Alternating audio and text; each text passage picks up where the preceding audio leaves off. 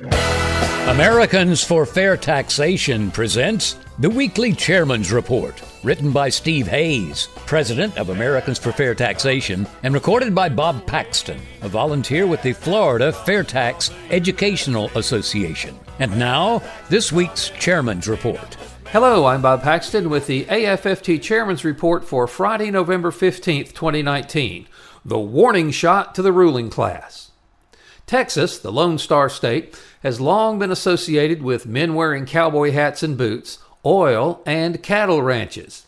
Texas is the second largest state by area and the second most populous state in the country, with a population of 28,701,845.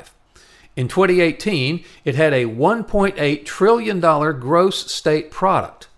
Texas's GSP is greater than the gross domestic products of Canada, Russia, South Korea, and Spain combined.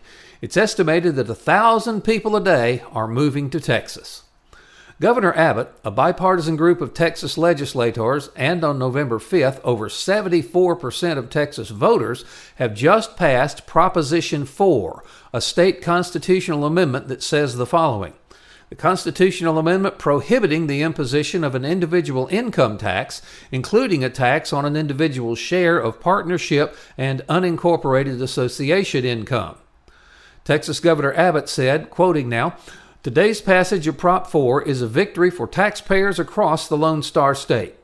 I am grateful to Representative Jeff Leach for his bold leadership on this issue and for the overwhelming majority of Texans who voted to ensure that our great state will always be free of a state income tax. This ban on such a disastrous tax will keep our economy prosperous, protect taxpayers, and ensure that Texas remains the best state in which to live, work, and raise a family." End of quote. Now, it was not just Republicans who voted for this amendment. The members of the ruling class, who really control the swamp, are not happy when a state or its voters don't immediately see the wisdom of just accepting their candidates and their directions. They attribute this lack of wisdom to an uprising of uneducated people who just don't understand that the ruling class knows best. They derisively label these people Walmart shoppers. The ruling class is really appalled by the bipartisan nature of the Texas revolt, because in this case, it was not just the Walmart shoppers. Article 17 of the Texas Constitution sets forth the requirements for enacting amendments. It provides, a proposed amendment must get 2/3 of all the members of both houses of the legislature, and then, if passed by a majority of the voters, it is ratified. In 2019, there were 31 members of the Texas Senate, 19 Republicans and 12 Democrats. There were 150 members of the Texas House of Representatives, 82 Republicans, 68 Democrats. This means that at least 21 Texas senators and 100 members of the Texas House had to vote to approve putting this amendment on the ballot for voter approval. Now, since at least 2 Democrats had to vote with the 19 Republicans in the Senate, and at least 18 Democrats had to vote with the 82 Republicans in the House, this was truly a bipartisan effort. The fact that over 74% of Texas voters voted for the amendment is also very upsetting to the ruling class. Are there that many Walmart shoppers in Texas? Or could the disease afflicting these Walmart shoppers be spreading to other people as it appears to be in Texas?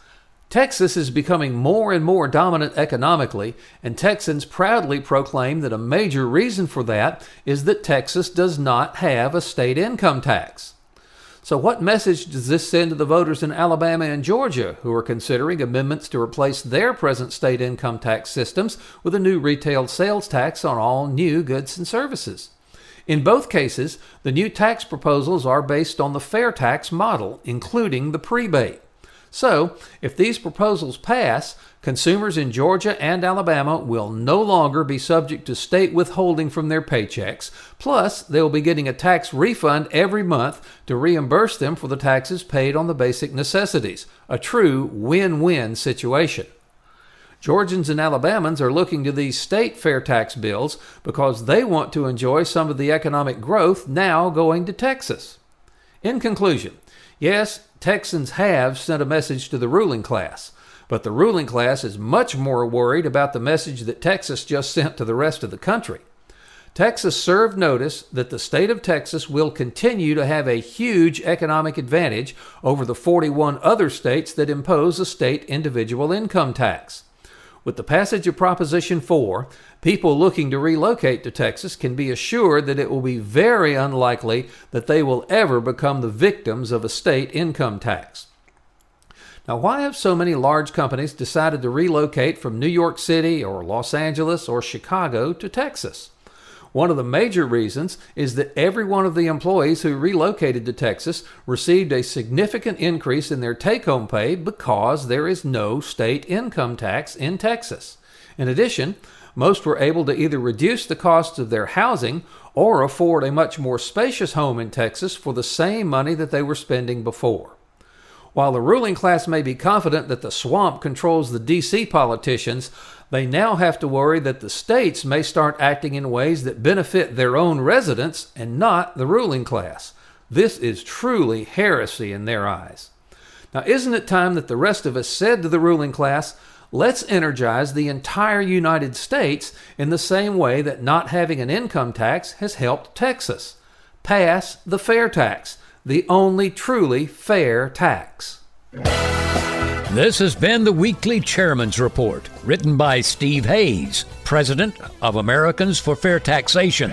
Check back every week for news and information about the fair tax, and learn why the fair tax should replace our antiquated federal income tax system. If you'd like to receive a copy of the Chairman's Report in your inbox every week, sign up at fairtax.org.